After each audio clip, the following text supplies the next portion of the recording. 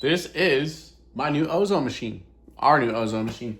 We clean everything, baking soda, vinegar, all the fruits. We hate pesticides, so we got this. And as soon as you turn it on, you can smell the difference in the air. So I'm going to give you a walkthrough in my experience with this device. I want to say that there are a lot of claims made about ozone machines, a lot of which are not necessarily true, but I'm going to tell you what this one does, what it does well, and what you definitely need to make sure you do not do with this device. So this is a plastic body device, stands about 8 inches tall, doesn't take up a whole lot of room. It's got some rubber feet on the bottom, and it has a spot for some hooks if you want to mount this on the wall. There's an air outlet on this side, which is where the ozone releases. Other than that, just 3 buttons, and that's it. There's a label that indicates basically which setting you use, but this is just on a timer. Essentially, there's one mode. It always operates at the same intensity, and you just adjust the time that you use it for depending on what you're doing. 5 minutes is the lowest setting, and that's what we typically use to clean fruits and vegetables. You'll immediately hear it making a noise, and the timer will be counting down. The minimum timer is 5 minutes, and the max goes up to 60 minutes.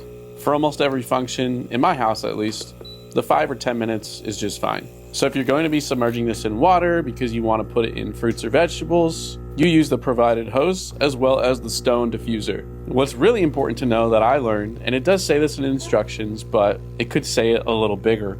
You don't want to breathe in the ozone. You do not want to breathe in the ozone. Breathing it in can cause certain irritation in the throat, lungs, shortness of breath, headaches, and it can be sensitive to certain people. But this definitely emits ozone. So the best thing you can do is use it to eliminate odors, but typically you are supposed to clear an area. We had a couple of parties the last couple of weekends, so we've been using it quite a bit for fruits and vegetables, and I can confidently say after running this for 5-ish minutes, we noticed our fruits and veggies stayed fresher longer. In fact, we just had my son's first birthday party over the weekend, used the ozone machine for the fruits and veggies, put everything away after the party, and most of it was still usable the next day. But this does put off quite the smell, so that's kind of what got me researching about ozone and really found out that majority-wise, this is best to use in the air to clean the air of smells that you don't want. A lot of people use this for poultry or fish, and if you use this at the source, it, one, is supposed to make things stay fresher longer. It's also supposed to eliminate that smell so that you're not smelling it all throughout your house, and I 100% can say that definitely works. I mean, it has such a unique smell to it, and if you've never smelt it before, you'll still know exactly what it is when you run this.